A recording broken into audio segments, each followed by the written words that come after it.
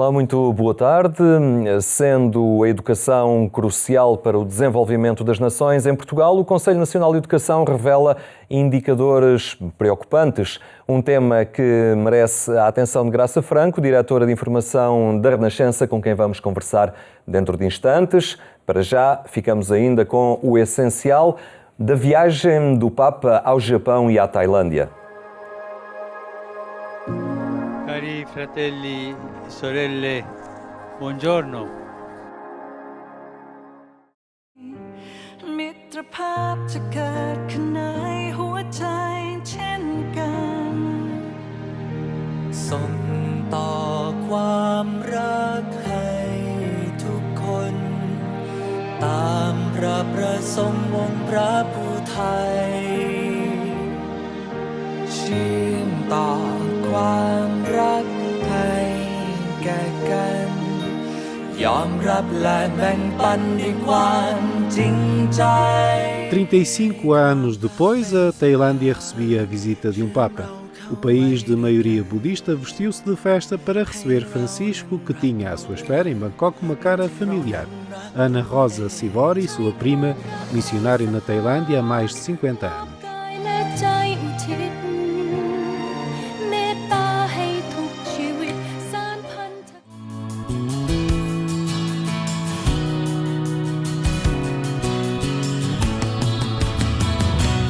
Na sede do governo da Tailândia, o Papa falou das vítimas da pobreza e da exploração sexual. Pienso en todas aquellas mujeres y niños de nuestro tiempo que son particularmente vulnerados, violentados y expuestos a toda forma de explotación, esclavitud, violencia y abuso. Um tema que voltou na primeira missa que celebrou com a comunidade católica, já depois do abraço ao Patriarca Supremo dos Budistas e aos doentes do Hospital São Luís. Pienso especialmente en esos niños, niñas y mujeres expuestos a la prostitución y a la trata, desfigurados en su dignidad más auténtica.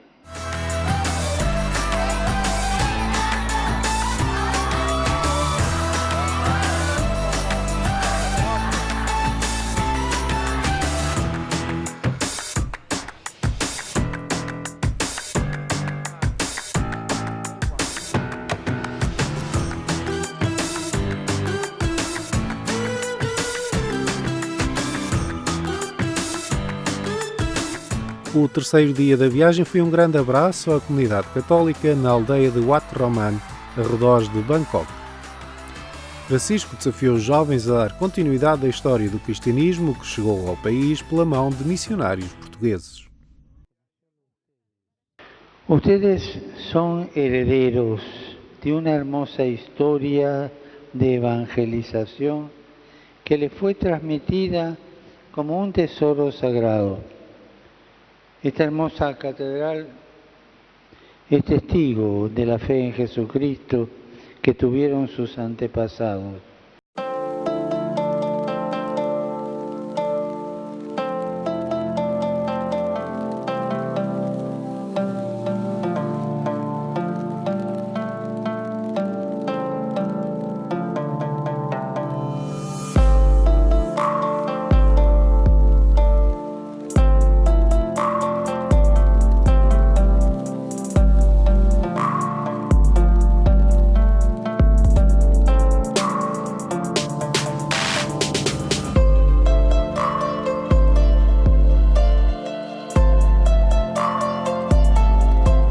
Da Tailândia ao Japão, dois países que o Papa visitou pela primeira vez no seu pontificado e onde os católicos são menos de 1%.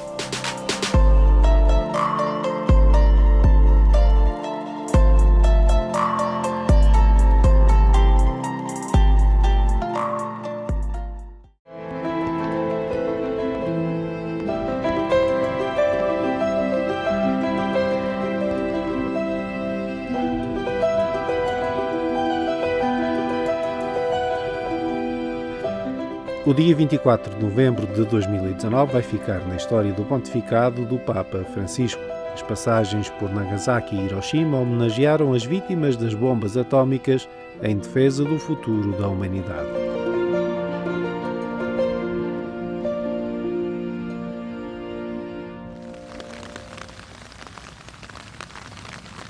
Aquí, en esta ciudad, que es testigo de las catastróficas consecuencias humanitarias y ambientales de un ataque nuclear, serán siempre pocos todos los intentos de alzar nuestra voz contra la carrera armamentista.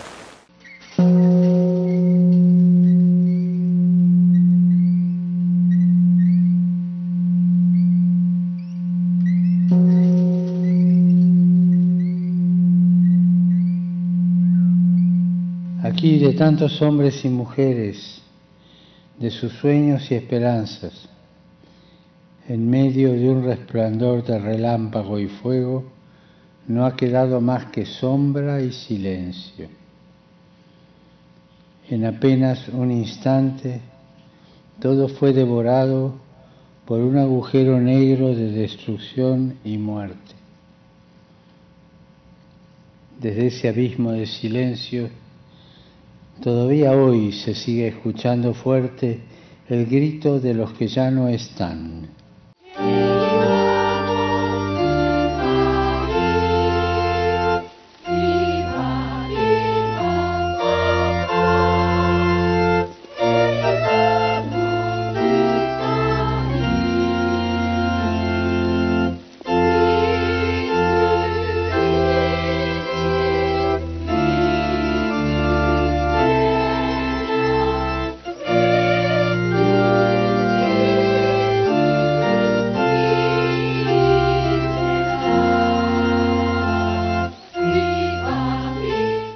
No monumento aos mártires de Nagasaki, o Papa evocou ainda a história de fé e sofrimento que marcou as comunidades católicas no Japão. En este lugar también nos unimos a los cristianos que en diversas partes del mundo hoy sufren y viven el martirio a causa de la fe.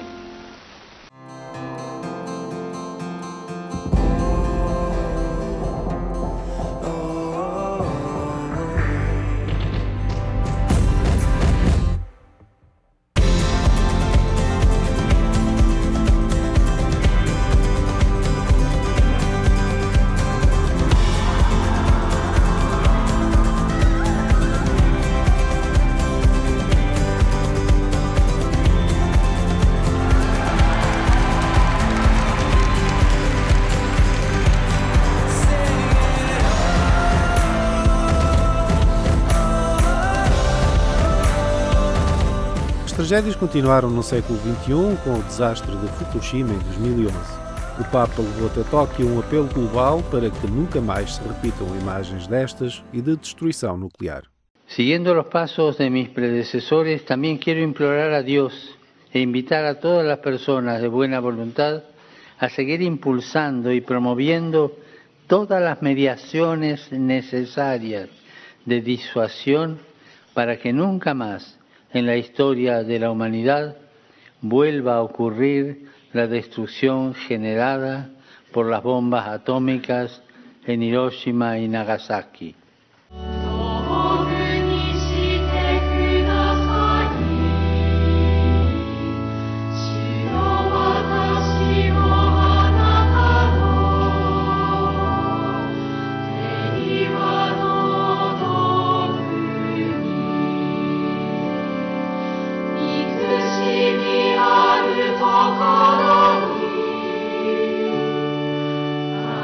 A viagem chegou ao fim com uma visita à Universidade de Sofia, instituição católica de ensino superior ligada aos jesuítas.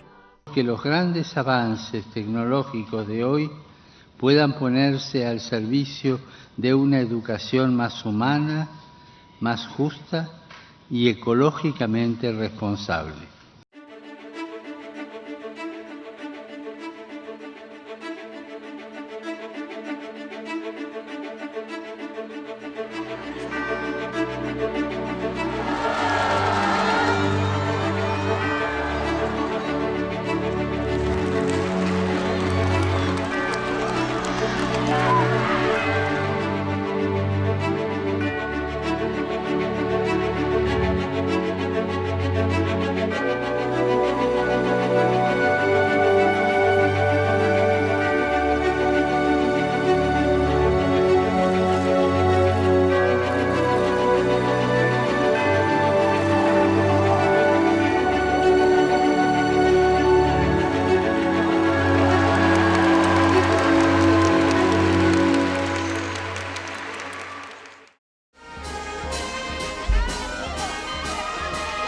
De regresso ao Vaticano, o Papa fez um anúncio surpresa, já com os olhos postos no Natal.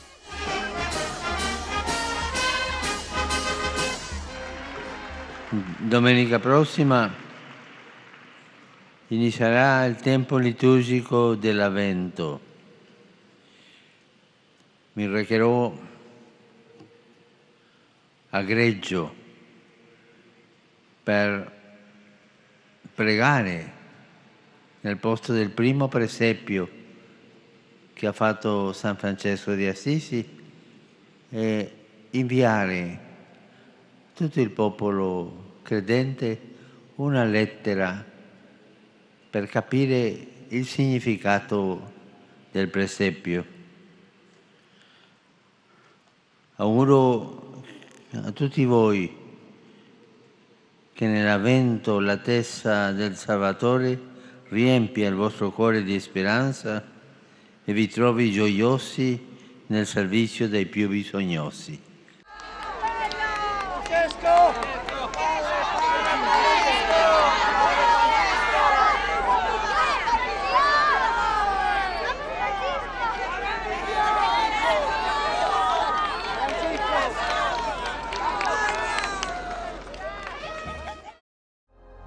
E non dimenticatevi di pregare per me. Arrivederci.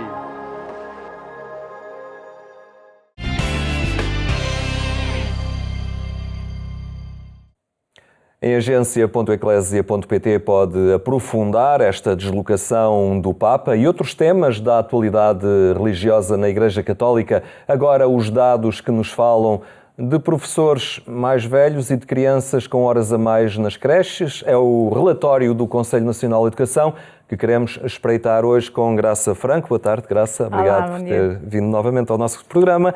Na realidade, há aqui alguns indicadores que não nos podem deixar tranquilos quanto ao futuro de algo tão importante para um país e para o seu futuro, como é a educação, não é? É verdade. E, sobretudo, a educação, neste caso, saltou para os títulos dos jornais por causa da educação pré-escolar, cuja cobertura já vai em 90%, portanto, apesar de tudo, fizemos um grande progresso naquilo que é a educação dos 3 aos 5, que é decisiva para o sucesso escolar. Aumentou a oferta. Exatamente. E também, apesar de tudo, algum progresso está feito naquilo que se chama a educação dos 0 aos 3. Mas é aí, sobretudo, que nós encontramos uma permanência na escola, ou seja, um horário escolar absolutamente excessivo para as nossas crianças. Portanto, os nossos bebés permanecem nos berçários qualquer coisa como 39 horas, quando a média europeia anda nas 27 horas. Portanto, 10 horas a mais. 12 horas a mais, nem é sequer 10. A 10 é a média dos 0 aos 5, porque depois estão 39 horas os nossos e estão 27, qualquer coisa, 28, na média europeia. Ou seja, nós temos as crianças em média, de facto, 10 horas na creche. Portanto, com um horário estilo 40 horas de trabalho diário e é simples fazermos as contas ao contrário, que é assim. Mas então o que é que se passa com Portugal? Portugal é um país em que os pais se demitem da parentalidade e colocam as criancinhas tipo armazém para depois fazerem a sua vida. Não, nada disso. Se nós pensarmos que, em média, as pessoas trabalham em Portugal muito mais horas do que os seus parceiros europeus, e estamos a falar de qualquer coisa como nós trabalhamos 37 horas em média, portanto, alguns trabalham 35, uma boa parte trabalha 40 horas. E isso também já significa que trabalhamos qualquer coisa como 3 semanas a mais do que um alemão. Ou seja, em todo o ano, ainda por cima temos 3 dias de férias a menos e produzimos menos. Ou seja, aquilo que é uma fúria produtivista, que é os portugueses têm que estar no seu local de trabalho um excesso de horas. Por outro lado, levamos também em transportes mais horas do que os nossos parceiros. Ou seja, se eu trabalho 35 horas, mas levo 1 hora a chegar ao trabalho ou 1 hora e meia, eu tenho que deixar na creche a criança esse tempo anteriormente e mais o tempo de chegar depois a casa para buscar, não é? E muitas vezes ainda se paga um extra ao fim do mês para a criança ficar mais uma hora, não é? Não, e depois há todo um conjunto de coisas que é, nós trabalhamos mais horas em tarefas domésticas. Nós trabalhamos em média 4 horas diárias em tarefas domésticas e digo nós, porque são sobretudo as mulheres, 75% das tarefas são feitas por mulheres, incluindo o trabalho de cuidar dos filhos. Só há, digamos, 1/3 dos jovens casais que partilha 50-50 aquilo que são os trabalhos com os filhos. Acontece que a mulher, depois de uma jornada de trabalho deste tamanho, chega também a casa com a sua criança sem tempo praticamente para cuidar dela e para a estimular. Ou seja, isto vai a prazo também refletir-se em menos sucesso escolar daquele bebezinho, porque hoje nós sabemos que os bebés têm que ser estimulados afetivamente e inclusivamente e intelectualmente. Portanto, há toda uma roda viva em que nós andamos que não estimula a produtividade. E a própria presença educativa dos pais acaba por ser muito secundarizada e muito relativizada e perde imenso peso, não é? Sim, mas depois vamos ver quanto é que nós ganhamos, não é? 750.000 ganha o salário mínimo. O salário mínimo está, a linha de pobreza, no ano passado, estava nos 500 euros. O salário mínimo que nós estamos a discutir agora é de 635, ou seja, é muito baixa. Aquilo que é as pessoas que podem trabalhar em part-time em Portugal ronda os 8%. Na Alemanha, por exemplo, está acima dos 25%, portanto, 1/4 da população trabalha a part-time. Quem é que pode trabalhar a part-time? Já entramos na área dos números do INE, que também são recentes, não é? Isto é tudo da última semana, exato, digamos. Exato, é tudo da última semana. E para se ser pobre em Portugal, até se pode ter emprego, não é? E pior do que isso, não só se pode ter emprego, como piorou o número de pessoas que têm emprego e que está na linha de pobreza. Ou seja, hoje são 11%, o ano passado eram 10%. E piorou muito aqueles que estão no desemprego e que estão abaixo da linha de pobreza. Ou seja, aí são 47%. E isso traz um outro problema, que é o problema de um desemprego que é muito pequeno, que está já naquilo que é o desemprego quase natural e em que as pessoas vão perdendo apoios e vão perdendo apoios caindo na pobreza, porque estão há muito tempo no desemprego. Claro.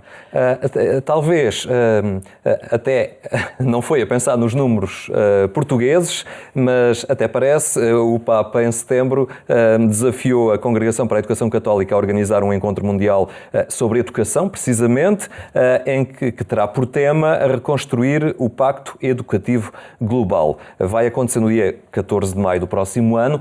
E é a preocupação do Papa a perceber que realmente todos estes fatores, não é, são cruciais para depois a solidez ou a falta dela de uma sociedade futura. Mas eu acho que o Papa pensa sobretudo em que medida é que este produtivismo da nossa sociedade, ele tem dito que esta economia mata, mas sobretudo esta economia também nos formata.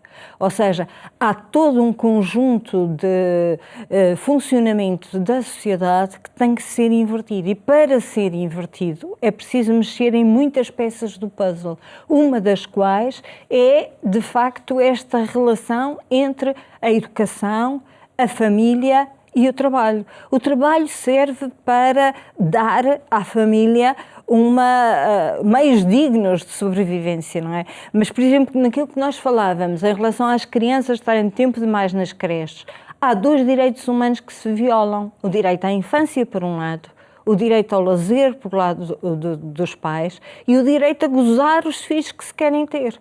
Por exemplo, um dos números da pobreza que é verdadeiramente alarmante é o facto de, em famílias monoparentais, o risco de pobreza ser muito acrescido, ou seja, 1/3 das famílias monoparentais está em risco de pobreza. E A outra taxa também extraordinariamente elevada em relação às taxas de pobreza é de 2 adultos, mesmo em coabitação, que tenham 2 ou mais crianças, 3 ou mais crianças, ou seja, aquelas que são famílias ditas numerosas também têm um risco acrescido de pobreza, mesmo que haja 2 rendimentos a entrar em casa, porque os rendimentos são muito baixos. E, portanto, há aqui assim qualquer coisa que nós temos que fazer para ver a produtividade de outros pontos de vista. Quer dizer, uma pessoa exausta, não é? Não consegue produzir, mas também não consegue dar atenção aos filhos e também não consegue ter ou querer ter sequer mais filhos. E depois é um ciclo vicioso, digamos. Tudo isto acontece numa sociedade que precisa desesperadamente de crianças e de mais crianças, não é? E precisa, sobretudo, crescer. Nós precisamos de encontrar um meio de crescimento económico que não seja o meio clássico de crescimento económico. Por isso é que o Papa, no encontro da CIS, desafia todos os economistas a pôr todos os papelinhos sobre a mesa de forma a encontrar outro meio de chegar a uma economia produtiva, mas que tenha estes valores, portanto, que permita descansar, etc. E os nossos parceiros europeus conseguiram, porque é que nós não devemos conseguir? Temos de trabalhar nesse sentido. Obrigado, Graça. Eu recordo ainda, mais logo, na Antena 1, a edição rádio do programa Eclésia, que pode acompanhar pelas 22h45. Agradecemos a sua atenção e despedimos-nos desejando uma boa tarde e até amanhã, se Deus quiser.